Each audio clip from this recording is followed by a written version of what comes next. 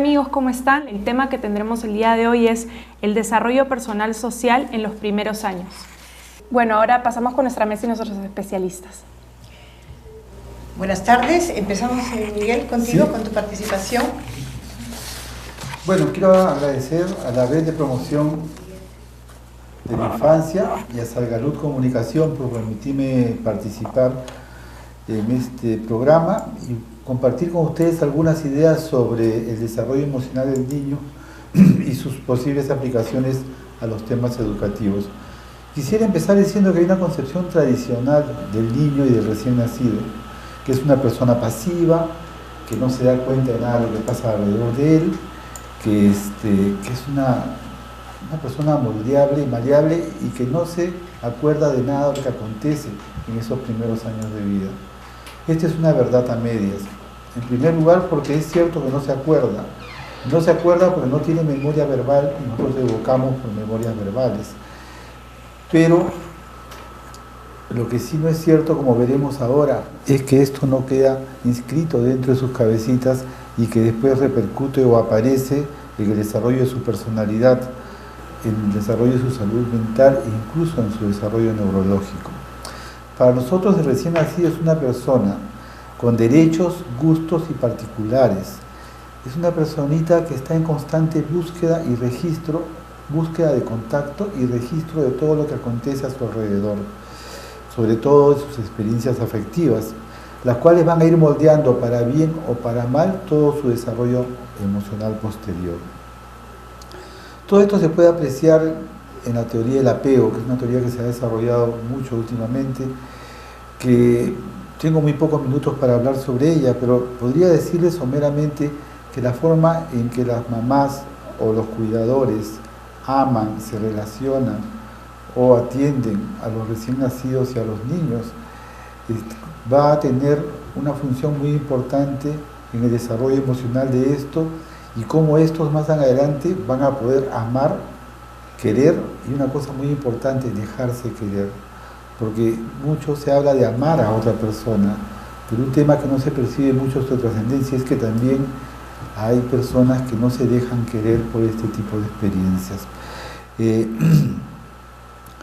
Y estas características que les digo, estas dificultades, yo creo que pueden ser detectadas y pueden ser ubicadas dentro del ámbito educativo. Dos puntos someramente sobre el apego. El primero es la mentalización. Cuando hablamos de mentalización, hablamos de esta actitud de la madre de ponerse en el lugar del bebé, de poder pensar lo que el bebé está pensando o sentir lo que el bebé está sintiendo. El bebé dentro de su mundo, dentro de su momento de desarrollo, se va a manifestar con miradas, muecas, llantos, acciones, movimientos motores. La forma como la madre se pone en el lugar del bebé para poder entender lo que le pasa y se lo habla mientras lo hace, a eso aludimos con mentalización. Y la mentalización es muy importante porque es en este momento en el cual este recién nacido está empezando a desarrollar también la capacidad de posteriormente tener la habilidad de poder ser empático con lo que piensa la otra persona, saber lo que sucede dentro de la cabeza de otra persona y poder tomar una acción o conducta en relación a ello. La segunda es la regulación de las emociones. Se habla muy poco, todo el mundo cree que esto, la regulación de las emociones, es algo automático que se da o que genéticamente viene, pero no es cierto. La regulación de las emociones es un punto muy importante. Cuando un bebé está angustiado, está llorando y la madre acude a atenderlo y le habla qué le está pasando o le dice ya te va a pasar, ya sé que tienes, está enseñándole a ese bebé que en los momentos críticos pueden tener, en primer lugar, alguien que se acerque para acompañarlo y en segundo lugar, una acción que se puede detener. Todos conocemos personas que decimos, ¿no?, que por una cosita chiquita hacen una reacción inmensa o por una cosa grande a veces ni siquiera se inmutan. La regulación del estrés también tiene que ver con esto. Hay investigaciones que muestran que recién nacidos que crecen en ambientes de alto estrés desarrollan ya una segregación de una hormona que se llama cortisol que hace que ellos vivan constantemente con un nivel de estrés como una forma natural el resto de sus días.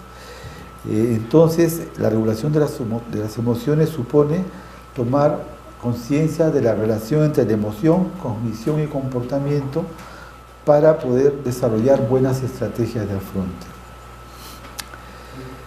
En cuanto a cómo registran las experiencias los recién nacidos, voy a presentarles dos investigaciones muy simples, no simples, pero bien interesantes.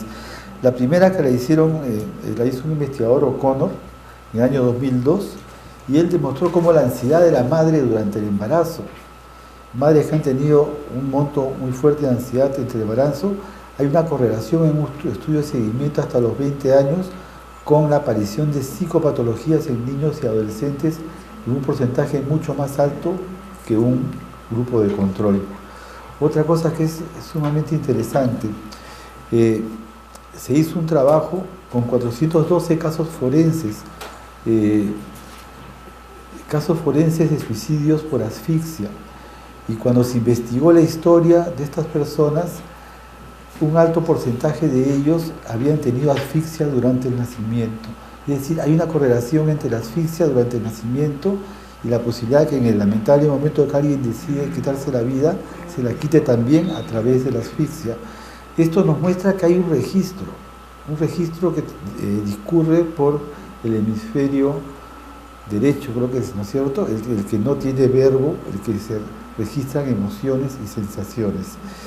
El doctor Shore también habla al respecto, es un neuropsicólogo que habla sobre que el desarrollo emocional se da en el vínculo entre la madre y el niño desde el principio, pero él nos añade una cosa más, nos añade que paralelo a este desarrollo, si este desarrollo es satisfactorio, también se promueve el desarrollo de determinadas partes del cerebro, como es la amígdala, como son las neuronas espejo, que son las que facilitan que cualquier persona tenga una reacción emocional satisfactoria.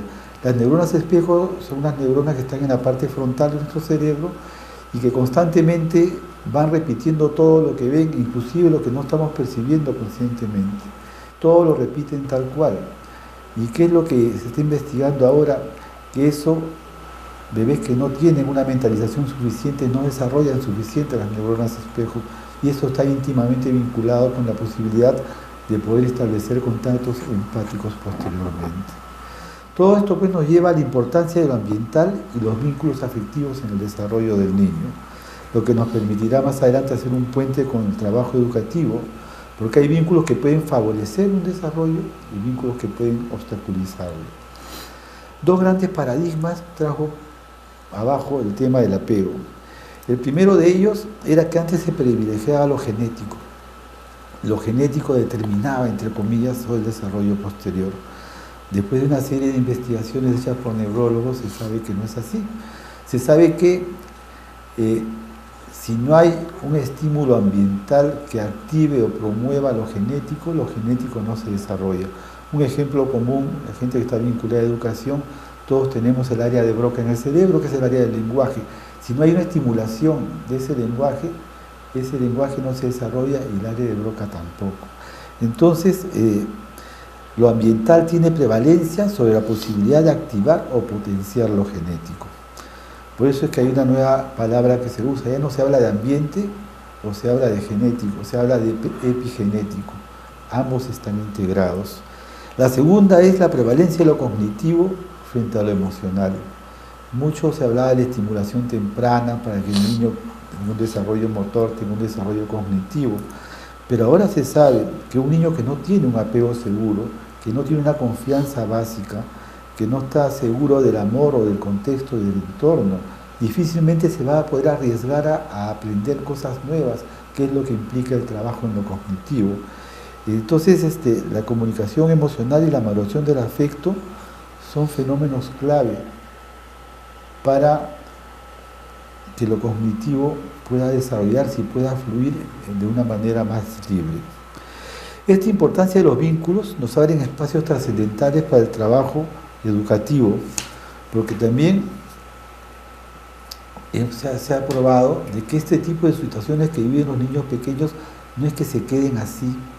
Esta propuesta va contra el diagnóstico, no es que el niño se va a quedar tipificado como un niño con un diagnóstico determinado, porque es nuestra psique es flexible y así como por determinados vínculos puede haberse coloreado en determinado tono, si tiene y se encuentra con otros vínculos diferentes, pueden reafirmar perfiles saludables en experiencias, por ejemplo, como las educativas, e incluso pueden revertir vínculos anteriores si tienen buenas experiencias. No nos olvidemos que las profesoras, los cuidadores, a veces tienen más tiempo con los niños que los padres mismos, ¿no? Y acá pasamos a hacer el puente con lo educativo, incorporando a los adultos, padres, madres, docentes o cuidadores en la reflexión y poniendo también un poco de realidad. El trabajo con niños pequeños es movilizador.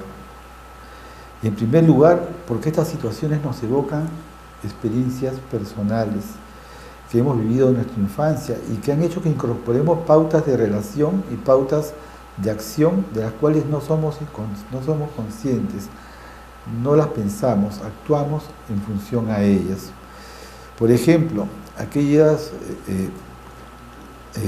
cuidadores o docentes o padres o adultos que han tenido una experiencia satisfactoria de apego, que tienen una seguridad básica, un apego suficientemente bueno, porque tampoco hay que idealizar como que tiene que ser bueno, es muy probable que esta misma actitud la desplieguen en su trabajo, mentalizando, trabajando la regulación de afectos y preocupándose de desarrollar un ambiente en los espacios donde trabajen o en la casa que favorezca el desarrollo emocional y el desarrollo cognitivo. Puede ser en la sala de servicio de cuidado o en el hogar también. Pero habemos un grupo de profesionales que no hemos tenido experiencias positivas a este nivel o al menos satisfactorias. Y aquí la situación se complejiza. Estas pueden colorear la situación del aula de dos maneras.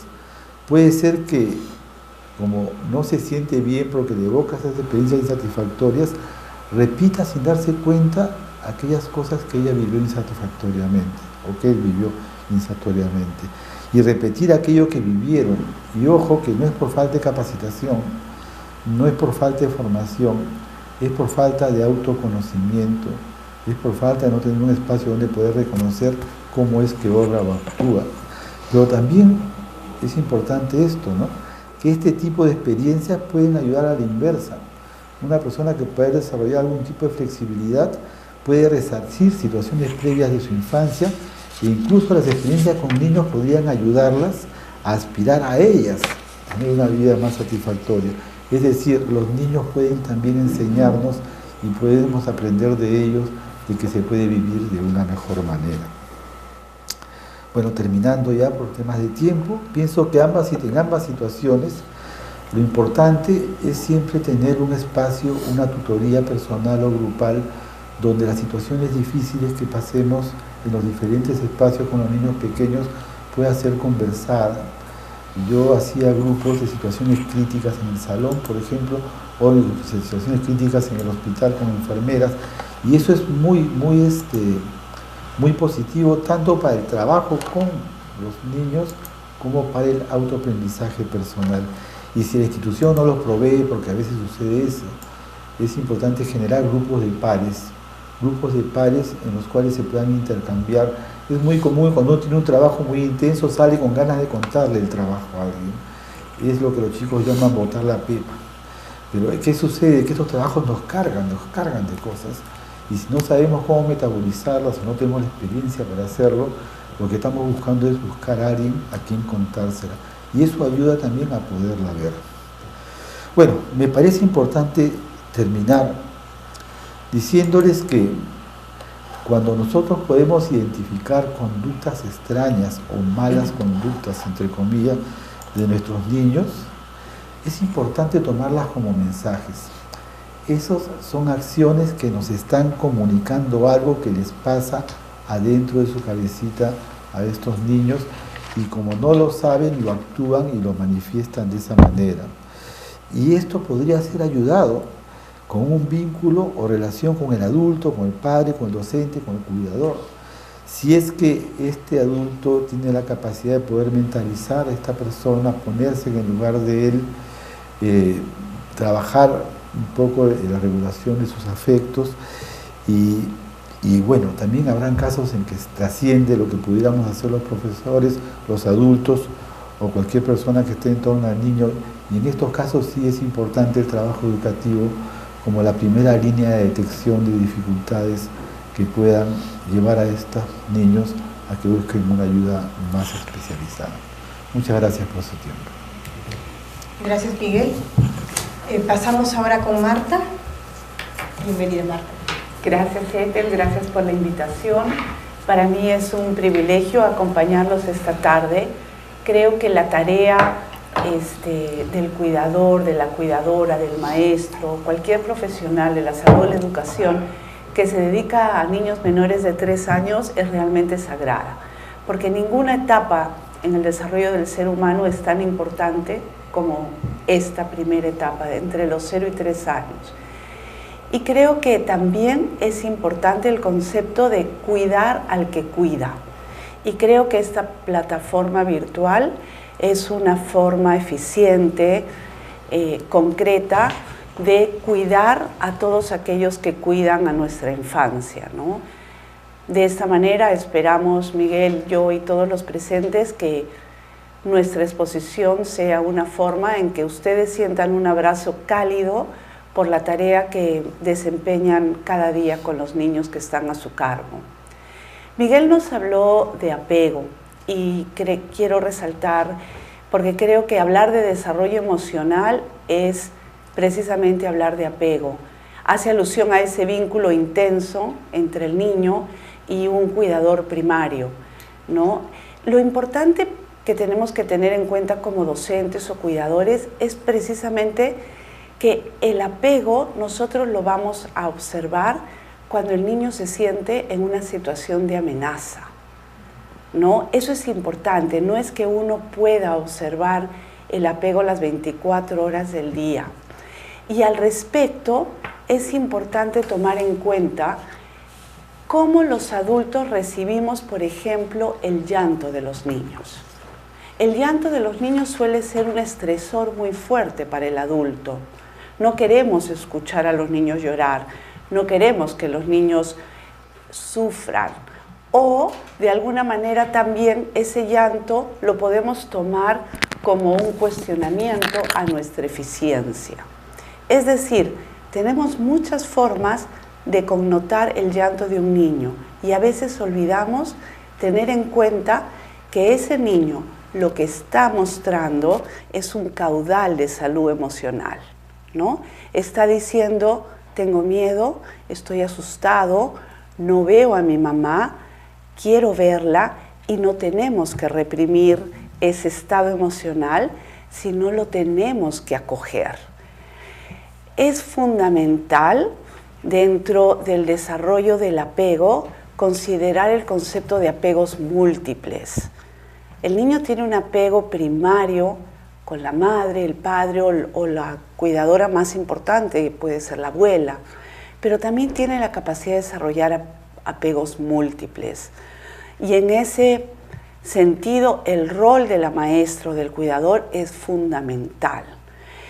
Incluso puede convertirse en un rol reparador, en el caso de que la familia o los miembros adultos de la familia, por alguna razón, no estén cumpliendo satisfactoriamente su rol de cuidadores. El desarrollo de la confianza básica en los niños también es una tarea del docente. En ese sentido, por ejemplo, es fundamental el desarrollo de la oralidad. Invirtamos tiempo, mucho tiempo, en el desarrollo del lenguaje oral de los niños. A nivel emocional, es necesario que los adultos les enseñemos a los niños pequeños a poner palabras a la emoción que están experimentando. Decirles, por ejemplo, te veo muy contento, te veo feliz, te veo tranquilo, o en caso contrario, te noto asustado, tienes miedo, ¿no? Tanto las emociones positivas como negativas deben ser verbalizadas por los adultos. Nos convertimos en una especie de traductores entre lo que el niño siente y lo que la propia mente del niño está recibiendo de él mismo. Acoger la emoción del niño es fundamental. Los adultos tenemos una tendencia muy grande a reprimir las emociones negativas y eso no es bueno para la salud emocional.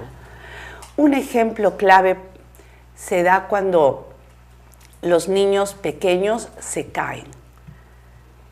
La reacción inmediata del adulto es decir, no pasó nada. Es como que esa frase la tenemos inscrita. Queremos negar el potencial peligro, el dolor o el sufrimiento del niño. Es un mensaje bastante paradójico para un niño que se acaba de caer, le duele, probablemente tenga una herida y alguien le dice, no pasó nada. ¿Cómo que no pasó nada si se acaba de caer? ¿No? Entonces tenemos esa tendencia a negar las emociones negativas. Sí pasó. Y lo que ese niño necesita es que acojamos lo que él está experimentando en ese momento. Es clarísimo para toda persona que se desenvuelve con niños que cuando a un niño no se le da atención a la emoción negativa, ésta se prolonga, se instala.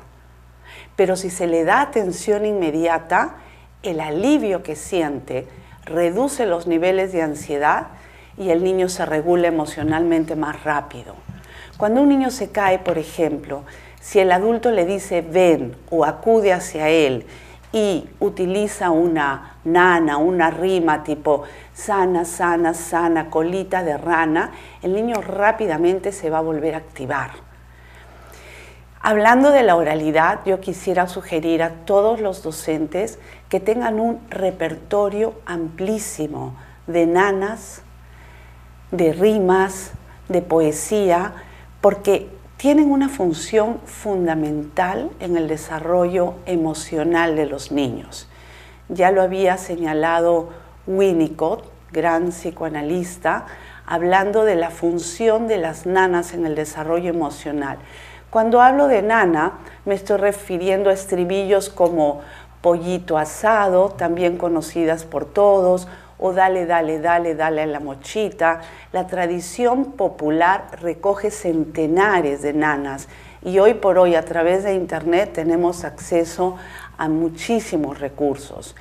Esas nanas o rimas son monótonas y de alguna manera reproducen la tranquilidad de los latidos del corazón de la madre.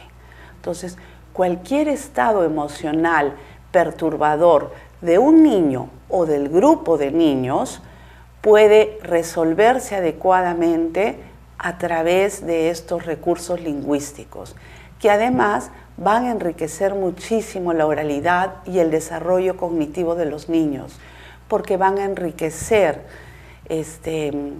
las habilidades lingüísticas. El desarrollo de la confianza básica es fundamental.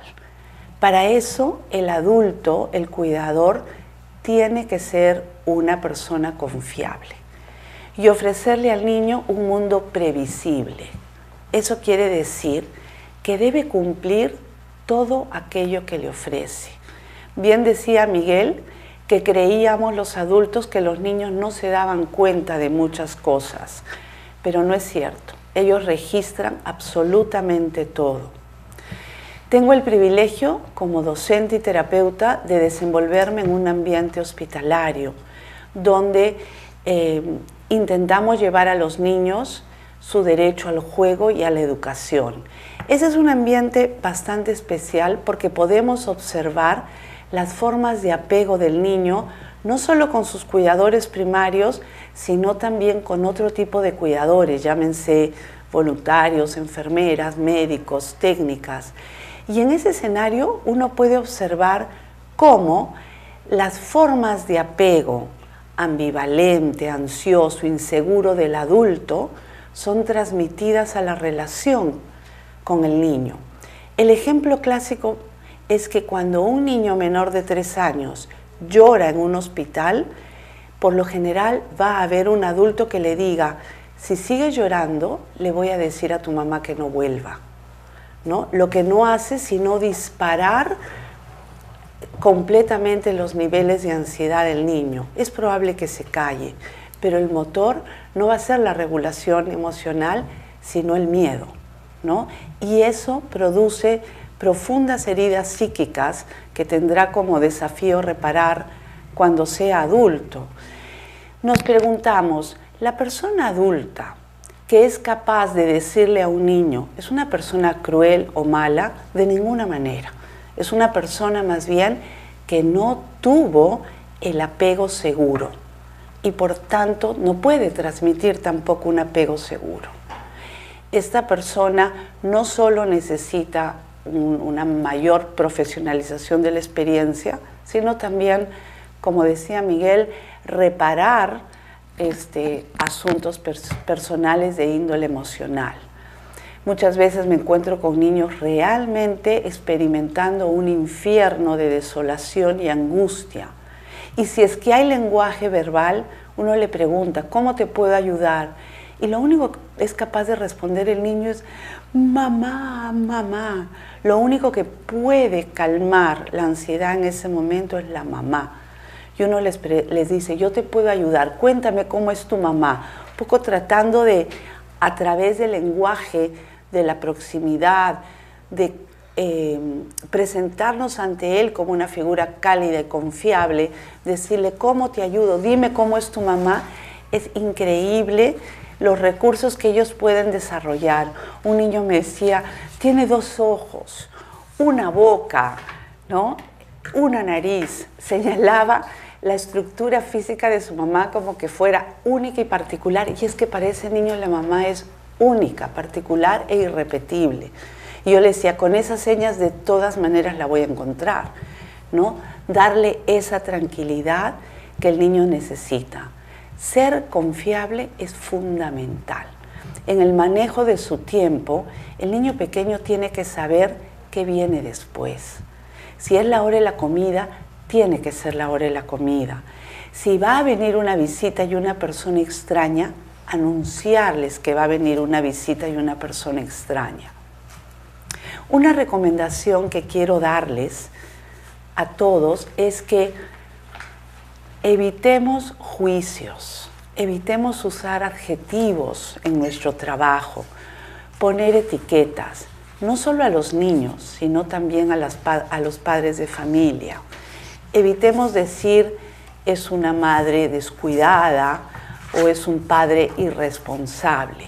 Esos padres requieren ayuda para ejercer mejor su rol. Si evitamos los adjetivos, los estamos invitando a ser mejores padres. Igual sucede con los niños. No les pongamos etiquetas de caprichosos, majaderos, rebeldes, cuando lloran o hacen pataleta, porque probablemente ese llanto o esa pataleta justamente es la expresión de un niño que está mostrando salud emocional en un momento en que se siente amenazado. Es fundamental tomar en cuenta que un adulto sano es capaz de sintonizar con las emociones de un niño. Y si puede sintonizar con ellas, no se va a sentir perturbado ni cuestionado por esas emociones, sino que va a tener la facilidad para acogerlas. Este es un trabajo y una habilidad que uno desarrolla en el día a día. Y todos los que somos maestros nos hacemos y nos vamos construyendo en nuestro rol cada día, no estamos terminados, ¿no? Y cada uno de los niños que pasa por nuestras vidas se convierte en un maestro. Cada uno tiene algo que enseñarnos. Yo creo que está bien el tiempo. Muchas gracias por la atención. Yo quiero creer que muchas de las profesoras que también llegan a trabajar con niños, en alguna parte de ellas puede estar el deseo de poder resarcir, de algunas de ellas por supuesto, alguna experiencia, algo que no entendieron o no vivieron satisfactoriamente de su vida. Yo creo que el tema personal, el tema de reconocer nuestro propio estilo de acción, aquello que inconscientemente realizamos y que solamente se puede percibir en ámbitos grupales, no lo podemos percibir nosotros solos. sí sería un tema de evaluación. El tema de desarrollo humano, yo por lo que he podido revisar como psicólogo perinatal, en la Facultad de Psicología el parto es una clase de 2 horas, el embarazo otra clase de 2 horas, la crianza otra clase de 2 horas. Por lo que he visto en algunas facultades de educación, desarrollo humano es más o menos lo mismo. Y yo creo que el desarrollo humano es mucho más que eso y es lamentable que no se le otorgue la preeminencia que debería tener el desarrollo humano, porque los que trabajan con niños, los que trabajamos con niños, vamos a trabajar justo en los puntos más importantes del desarrollo humano. El tema personal, como decía, me parece muy importante. Ojalá se sigan haciendo esas evaluaciones, pero de repente te has dado cuenta que a veces, a pesar de esas evaluaciones, tampoco son vacuna para que después no aparezcan algunas situaciones que no deseamos. Entonces yo creo que una cosa es cuando uno entra y otra cosa es hacerlo mientras uno se está formando también. ¿A qué me refiero cuando hablo de regulación emocional? Acá Marta lo ha explicado muy bien, acá nuestra colega presentadora también. No estamos preparados para lidiar con los afectos y con las emociones. Cuando uno calma a un niño rápidamente, yo estoy seguro que es para calmar la angustia que me genera a mí que el niño llore, y no tanto preocupándome por el niño. Otra cosa que es bastante común es que los padres hacen un juicio de valor sobre lo que hizo el niño en el mismo momento que el niño tuvo una caída, un accidente. Te dije que no agarres el enchufe, ¿no es cierto? Eso es sumamente violento. Hay actitudes de ese nivel de poca empatía que están muy infiltradas, lamentablemente, como decía Marta, en todo lo que es cultural, ¿no es cierto?, que no son para nada empáticos. Lo primero que tendríamos que ver es la regulación emocional de los adultos con los niños. Y después, si uno tiene una regulación emocional, si uno dimensiona en la proporción que amerita una caída, un accidente del niño, si el llanto, por ejemplo, se toma como un mensaje a entender y no como un grito que sofoca, si se le puede transmitir de alguna manera al recién nacido o a los niños que son sentimientos negativos que terminan, que hay cosas que si se vienen haciendo con repetición van a llevarlos a tener experiencias que estas cosas terminen más rápido, porque estas cosas no se paran, tendrían que terminar. Si un niño llora porque le duele, como decía Marta, tiene que llorar porque le duele. En algún momento que él descargue su llanto por el dolor, podrá venir algún tipo de aporte, más en el sentido de explicarle que te has caído y esto pasa así, y los dolores de este tipo duran tanto tiempo y ya se te va a pasar, o cuando falta alguna persona cercana, ¿no es cierto?, ya va a llegar, pero que sea verdad, que no se le diga que va a llegar para que se calle la boca y que al final no llegue. Apego seguro, con esto termino para pasar a no, está muy bien, sigue. El apego seguro, escúcheme, es una aspiración. O sea, no existe apego perfecto. Como decía Winnicott, para retomar a un autor que trajo Marta, podríamos decir que se necesita un apego suficientemente seguro, ¿no es cierto? Y aparte que el apego no solamente se realiza estrictamente con la madre, Marta hizo un aporte muy importante. La relación es con varias personas. Puede tener la figura más importante, la madre en algún momento, en los primeros días sobre todo, ¿no es cierto?, pero pueden haber personas del entorno, incluyendo al padre, la abuela, y el niño va haciendo una especie de sedimentación de estos diferentes tipos de relación que establece, ¿no es cierto? Hay situaciones que son complejas, ¿no?, como nuestra presentadora decía, cuando la madre piensa una cosa y la abuela piensa otra diferente, pero igual, los niños también aprenden de la diferencia. El problema para los niños no es que existan momentos críticos, sino lo importante para los niños es saber que los adultos de su entorno tienen y saben cómo remontarlos, ¿no es cierto? Es decir, que la crisis termina. Entonces, así se regula emocionalmente. Perdón, ojalá que sea satisfactorio. Sí, permítame participar un poco haciendo una pregunta o quizás una afirmación más que una pregunta. Durante mucho tiempo hemos hablado en el campo de la psicología y la educación de lo que es la capacidad del autocontrol del niño, autocontrol. Entonces a veces se está confundiendo el concepto de autocontrol con regulación de las emociones, como que el niño tiene que aprender a controlar sus emociones, sus estados emocionales, pero no nos damos cuenta que esto es un proceso. Entonces, ¿hasta dónde, no? Entender cómo es que esto como proceso se da en el niño pequeño y que es algo que no es algo inmediato ni momentáneo y a veces se exige al niño, ¿no? Y ahora, en realidad, todo el mundo ve a un niño llorar, ve a un niño pelear y dicen, lo he visto en aulas de educación inicial y de los niños pequeños. Este niño no tiene, no ha logrado la regulación de sus emociones, a veces muerde o pega o arrancha y utilizan ese concepto frente a conductas que en realidad son propias de la edad y que los niños todavía están en proceso de adquirir. No sé si con esto de repente completamos algunas ideas que ustedes quieran precisarnos en relación con la regulación emocional. Por favor, de hecho, tenemos una tendencia cultural a enjuiciar permanentemente y boicoteamos. Nos boicoteamos como cuidadores y boicoteamos la salud emocional, ¿no? Cuando, por ejemplo, la conducta del niño que muerde, la agrandamos terriblemente en nuestras aulas y en realidad quien tiene el problema es la maestra, que tiene que enfrentar a esa familia y decirle su niño ha sido mordido. ¿Por qué es una actitud típica, por ejemplo?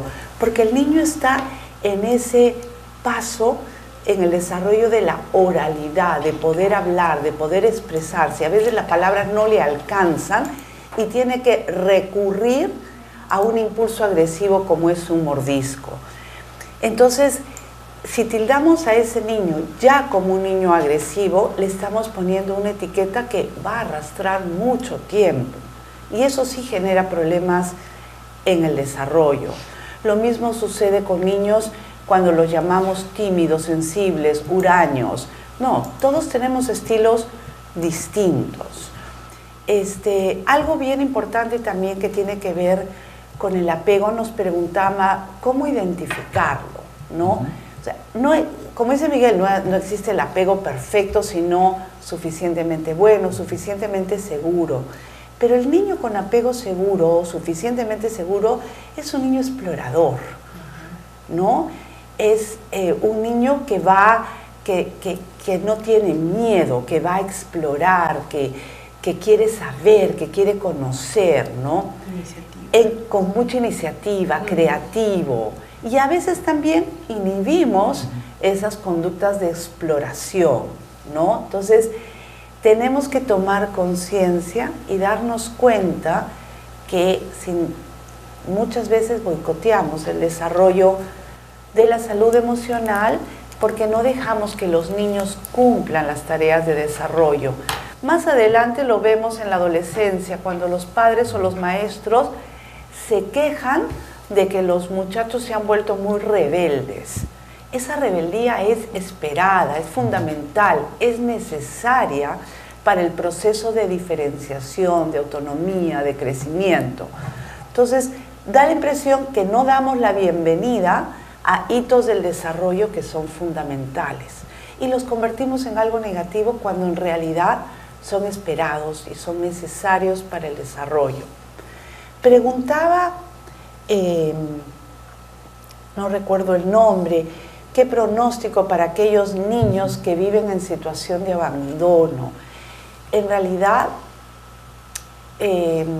no soy pesimista porque existe el concepto de resiliencia y creo que es importante tomar en cuenta que nada está completamente determinado. Es decir, aquellos niños que han desarrollado un apego ambivalente, ansioso, evitativo, porque no han tenido una figura primaria cálida, acogedora, porque están albergados en algún lugar, digamos, de cuidado masivo, en estos niños el rol de la docente o del cuidador es doble o triplemente importante, porque puede suplir precisamente algunas de estas deficiencias. Un solo adulto saludable que confíe en el niño y que además permita que el niño confía en él es una tabla de salvación para cualquier individuo. Y eso lo tiene registrado el cine de una manera espectacular, como en películas, como ejemplo, Los Coristas. No sé, si no la han visto se las recomiendo, ¿no? Como en un hogar donde todos los chicos estaban perdidos emocionalmente, un solo maestro de música pudo cambiar la historia de todo este grupo de niños porque confió en ellos, ¿no? Y estos niños además confiaron en él. Entonces, en realidad, si bien el pronóstico no es bueno para la salud emocional, no podemos determinar con precisión nada, porque en cualquier momento de la vida de un ser humano se pueden reparar heridas de la infancia. Creo que también es importante resaltar que estas heridas de la infancia están relacionadas al temor al abandono, al temor al rechazo y a la humillación, ¿no? Es lo que deja más huellas en la vida de un ser humano. Quisiera simplemente señalar, ¿no? Destacar que tanto Miguel como Marta, lo que nos han precisado hoy en día, más allá de todos los conceptos en relación al desarrollo infantil, sobre todo de los niños pequeñitos, es la importancia y el valor que tiene el tipo de relación e interacción que establecemos los adultos con los niños pequeños, ¿no? La relevancia que tienen las actitudes que asumimos en el cuidado diario y cómo rescatar como pequeños gestos, como la mirada, la sonrisa, aspectos que tienen que ver con la comunicación corporal del niño pequeño hacia el adulto son básicos para nosotros poder entenderlos y responder de una manera oportuna y asertiva a sus requerimientos. Bueno, paso con Andrea para ya la despedida de la sesión. Queremos agradecer este programa gracias a Inversión en la Infancia y la Red Nacional de Promoción de la Infancia con apoyo de la Universidad Continental y la Fundación Bernard Arnault. Nos vemos, un besito, cuídense.